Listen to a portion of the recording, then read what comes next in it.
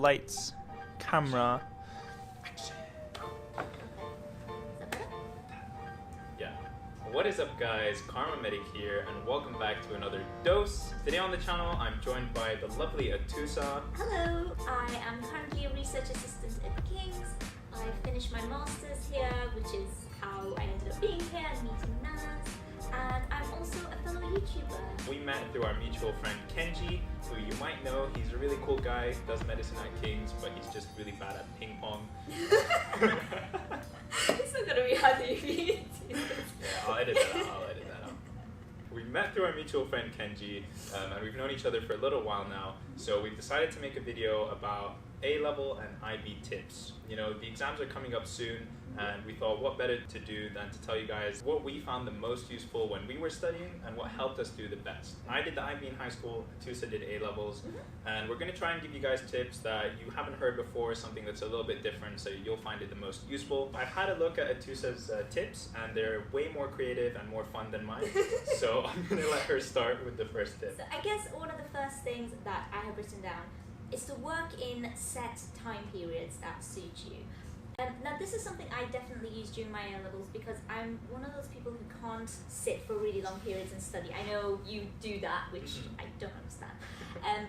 But the way I used to study is I would set my timer for 40 minutes, and for 40 minutes straight, no distractions, no phone, no nothing, I would concentrate. And then as soon as the timer goes off, I would have 10 minutes of listening to music, drawing, typically maybe checking my phone but trying not to, and then again once that 10 minutes is over, back to my 40 minutes, and I would kind of just do that a couple of times for maybe like 4 hours, something like that. I think that's a great tip, and I think the most important part of what you said actually is study for a period of time that suits you. Yes. So everyone is different, you know. A really common study technique, Pomodoro, have you heard of it? Yeah, I have heard of that. It's like 15 minutes of studying, 5 minutes break, or Yes. something like that. So really short periods of studying and then a short break. I personally like to study in 4-hour blocks. Yes. So I study for 4 hours and then I take a 1 or 2 hour break, and then 4 hours, then 1 or 2 hour break. Find what works for you, find what helps you stay concentrated and study for those periods of time. So for my next tip, I've got something a little bit creative, alright? This is something that I'm trying to compete with Atousa here. So I'm not only giving practical study tips. So yeah, the next thing I want to talk about is to not forget about your mental health. So when you're studying for long periods of time, you know, if you have exams coming up, or even if you're cramming really hard for something, it's going to take a massive toll on your brain and on your mental health, on your happiness. And you want to make sure that you do things in your life that sort of balance that out. So for me, something that I always do is exercise. Exercise for me is literally me sweating out my stress. And it works so well, whether that's going for a run, going to the gym, playing basketball, whatever it is. And another way that I keep up my mental health is through things like rewards. So for example, if I say at 9 p.m., no matter what, I'm just gonna play video games with my friends and chill. You know, that's a good break from studying. You don't want to study 12 hours a day or study, I was gonna say 4 hours nonstop. I study No, 4 that hours works for nonstop. you. But you know, give yourself breaks, give yourself rewards, and do something else that takes your mind off of the studying. You have to have that balance, otherwise you'll go crazy. Yeah, no, I completely agree. I think personally for me, two things are really important. When I get into like exam mode, it's a mistake I always make is I kind of isolate myself. And I'm a very extroverted person, and if I'm not around people for a long time, I just get really sad.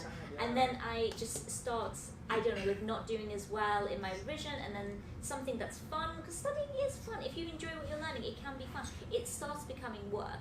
So for me, it's very important for my mental health, I know that I have to see friends, and I know that I have to do something creative. So like I said, doodling is like a really easy one, but like even making videos, yeah. So that kind of, for me personally, and I know you've got yours, is important. So it's good for you guys to identify something that really helps you. So my second point is to create some sort of reward system. And basically what I mean by that is to give yourself something to look forward to. Either something small, so for example saying after 40 minutes you're going to get yourself, I don't know, something like a snack, or make yourself a cup of tea, or maybe watch a short episode of something. Or you can give yourself something long-term to look forward to. So you can say that at 6 p.m. tonight, I'm going to go see my friends. It's 3 o'clock now, so I have to work from 3 till 6, and then I can go and enjoy that time with my friends. Yeah. And I think when you have something to look forward to, because I know this definitely works for me, like even now, when I have something to look forward to, it doesn't make me feel like I'm just studying and just For nothing. yeah, for nothing. And also it makes you feel like there's a set time period, and then after that you're free. Yeah. So I think that's a really good system. I couldn't agree more. Using rewards to help motivate myself to study is something that I do all the time up till now. Put all your studying time into a block and put your happy, fun, reward time into another block. And it can be something as simple as going to get tea from the kitchen, going to speak to a friend down the hall if you're in university, or calling your friend for 10 minutes just to blow off some steam or whatever. Or it can be something like going out to an amusement park or whatever. Whether big or small, set the time for your reward and work towards it. So, my next tip is so important that it should have probably been my first tip, is to make sure that you focus on your weaknesses, alright? Don't leave your weaknesses till the end. I know I'm a victim of this, a lot of people are a victim of this. You look at what's most difficult or what you think will take the longest for you to study or the longest for you to learn, and you're like, yeah, I'll do that later, no problem. I'll put it at the end of the week on my timetable or whatever. Really try and avoid doing that if you can. If it's your weakness, that's where you're going to lose marks. So you want to focus on that first and make sure you get caught up and up to speed in that topic or in that subject or whatever. Because, you know, there's no point in getting like straight 7s or straight A stars in your best classes and then like a 3 or a 4, or I don't know what the equivalent is, maybe like a C in the class that you're not good at, which is your biggest weakness. There's a saying that says something along the lines of eat your toads first. And I'm not really sure. And I'm not really sure where that expression comes from, but it essentially means like the thing that you're looking forward to doing the least is the thing you should do the first, and get it out of the way. Having said that, though, I do want to challenge that a little bit because personally, for me, if I have plenty of time, you absolutely should work on the things you don't feel comfortable with, and you should build on all of those. But what I've found is that if I've left something, if the last minute thing has already happened, that bridge has already been burned, I tend to find that the more I try to push through my weakness, the worse it'll make me feel. So I just think I'm going to try and build on the things that I know well and know them really well to pull them out of. But I think on a general consensus, if you do that to begin with, you wouldn't have to do this near the end. Just to give the context of where that's coming from, I think in university I had 2 modules. I had 1 module in which I only had time to study half of it. And the thought of looking at the half that I didn't know was so daunting that I thought, no, you know what, I'm just going to work as much as I can on the ones that I do know. And I still got like a high 2-1. Yeah. And it's only because of that tiny part. No, I think in that situation it makes perfect sense. When I say focus on your weaknesses first, the assumption is that you're going to cover all the material. Yes. If you're not going to cover all the material, or you don't have enough time to cover all the material, you have to make a lot of choices. Yeah, a lot of strategic choices. And focusing on your strengths, like it depends on so many things. Like if it's an essay-based topic where you're going to choose 3 out of 5 essays, obviously focus on the 3 essays you know best as opposed to figuring out the one you know least. So yeah, it does depend on a bunch of things, but me personally, I always study all of the topics, all of the content. So that's why I go with that strategy. Study like Nas, not like Atousa. Study like Nas. No. The next point that I've got is to create a study space. And the reason I did actually use this during my my own A-level exams, and it's because I think a teacher of mine said that students who do revision in the room that they take the exam do better. Have you heard that too? Oh, I was going to say something similar. But okay. Go ahead. So this is something that was told to me, and I thought that, okay, so what I'm going to do is I'm going to create a little study space. I mean, it's not quite the same, but based on that theory, I created a part of my room that was dedicated to studying, and every time I would be in that part of my room, like at my desk or whatever, I knew that, okay, it's time to study here. And if I wanted to take a break, I wouldn't stay there. I would go downstairs or I would go somewhere else. So that is my study space, and my rest and rest of life space is separated. And that just helped me get in the mindset for revision. That is such a good idea. I always say separate your study space from your sleeping and your play place. Oh yeah, definitely. Like if you study on your bed, which is where you also watch Netflix and also where you sleep, it's hard to mentally separate all those things. Yeah. Like my desk is for working, my bed is for sleeping. Sort of related to that, I had friends who would only chew gum when they studied and when they took exams. Yes, okay, yeah, I've heard that too. So That's yeah. really cool because you condition yourself. You don't condition yourself. It's Yeah. about having those cues that like bring you back to that studying mode. And so like you said, if you study in an environment that's similar to where you're going to write your exam, Yeah. then you get in that mood, you get in that zone where you know, your brain knows you have to study, you have to focus, etc., etc. Exactly. And then following on from that point, my next tip is kind of related, so I guess we'll segue into it. We were talking about creating a study environment, right? Yeah. So one of my tips is to create an environment with little distraction. In this day and age where we're checking our phones so often, we're constantly having information thrown at us. It's so hard to study if you have your phone there sitting on your desk and it lights up or makes noise every now and again.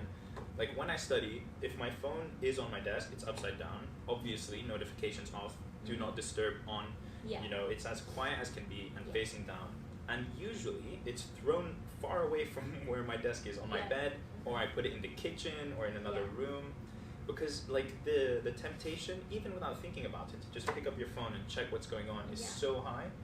And I find that when my phone is, even when it's on my bed, which is like, I'd have to stand up and walk to get it, which if you think about it is like nothing. Yeah. But even that barrier prevents me from going to do it. No, totally. So yeah, I would say your phone has to be gone. If Yeah. you're serious about doing a long study session, your phone needs to be out of the picture. Yeah, yeah, and I think there are apps, and I don't know about them, but maybe have a little bit of a search. There are apps that you can install on your computer that don't allow you to open certain things like Yes, Facebook and YouTube yes. and stuff for like a set time. So that's something you could, if you really don't trust yourself, If which you- I don't blame you, maybe you can If you're give one really of those prone things. to opening Facebook. What I do is, because I use my phone as a timer, because I work in blocks, I put it on aeroplane mode. So, and like genuinely, I feel like I It's a just good idea to- yeah, because I know that I'm not going to use it. And this is a genuine thing I did to try and get me out of the habit of checking. Every time that my phone was on aeroplane mode and I was about to go and turn it off, I would be and then I would like write a little like number 1. So it's kind of like a reminder that you tried to check your phone once, and then and it makes you think that so you actively think about it instead of on autopilot just being like so Yeah. again, something else if you want That's to a try. good one actually. Yeah, keep track of how often you do these things. It Because helps you you be become more aware. conscious. Yeah, more Yeah. aware and conscious of what's going on. Exactly. So, the next tip belongs on my list, and I've just written down to switch up your learning style from, for example, visual to auditory to kinesthetic. And I think this very much depends on you because, and this is the disclaimer I'm giving, because, for example, if you know that visual learning works for you and the others don't, then maybe don't bother Don't force trying yourself. Don't force yourself. For me, auditory works for me very well. So if I'm just walking around and I'm listening to information, it almost feels like someone's having a conversation with me, and I enjoy that because I enjoy listening to like content that I'm supposed to be learning. But at the same time, I'm also a very visual person, and I need to see where something is on a page in order to remember it well. Yeah. So for me, switching up between the two really help, and different parts of information kind of come together. But as I said, it's good for you guys to have a little play around and see what works for you. Yeah, exactly. Figure out what works for you. Like I know I'm very much a visual learner. The auditory thing doesn't work too well for me. So I always convert everything I have to paper notes, and then like geographical positioning of words on a paper is what I remember best. So that's how I organize my notes within a page. It's all about figuring out how it is that you learn best. And once you Yeah. figure out, stick to it. You know, don't change. I think there's a certain amount of, I guess, study exploring that one should do, but I guess once you're comfortable with something, don't feel the need to do somebody else's method. This one you've probably heard before, but honestly I think it's so important that I just have to throw it in this video, is to have a good study plan. Yes. Yeah. I can't do exam revision periods, I can't do the work that I have scheduled even for that week without setting a good solid plan at the beginning. Have your calendar, you have your days, your dates, whatever, and you fill in what you're going to do each day, but you don't need to be overly achieving, overly optimistic. Yes. Overly- Yeah. Be realistic with Yeah. how much work you're deciding to do per day. Yeah. Because that way you actually get it done. If you have time left over, that's great, you can continue to work, Yes. or you can be happy that you actually did the work that's there. Mhm. Whereas if you schedule too many things in one day, you might not finish it, you'll get stressed, it has to move to the next day, blah blah. Yeah, I honestly, I couldn't agree more. And I think we'll finish up on that point because that's a really strong point. Because this is something, again, I learned the hard way. a mistake I would make is I would make a checklist of everything I need to learn for like a whole term, and then pick and choose what I want on the day. That is a bad idea, because going back to Naz's point about focusing on your weakness, when you do that, you automatically end up leaving your weaknesses until the end because you don't want to do it. And this is something I've learned through further education and even my job right now, that if I set tasks and say, no matter what, I'm going to get this done, then it gets done. 100%. Whereas if I say, oh, well, I have 10 things to choose from, maybe I'll do this, maybe I'll do that. Honestly, it's building up that discipline and having a schedule is so important. Absolutely. Like, I go to sleep knowing that when I wake up, this is the topic I'm going to study. Like, this is the task that I'm going to complete. Yes. And that, it gives you so much clarity. You don't feel anxious. You know exactly what you're doing. Yeah. You have estimated how long it's going to take. And just planning things ahead is so key. No, it's so key. And there's this also, this general notion that it takes brain power to make decisions about what you want to study. So the less decision-making time that you invest on the day of your studying, the better. Does that make sense? Imagine waking up and spending an hour on what topic to revise because you're not sure. Yeah. Like, that's just, it's going to waste so much time. Absolutely. Yeah, just do it the night before, do it the weeks before, whatever. Create a study program for sure. Yeah. Cool. Want to wrap up? Yes! That is it. Those are all the tips that we have for you guys today.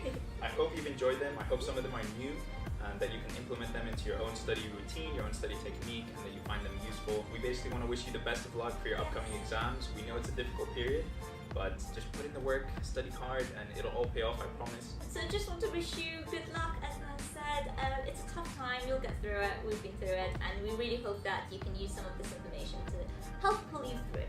Absolutely. Alright guys, thank you so much for watching. Go check out Atousa's YouTube channel. Like I said, she has plenty of interesting videos over there. And if you guys want to follow us on Instagram as well, you can do so over here and over here. Okay, yeah. And signing out. See you guys in the next video. Peace. Bye.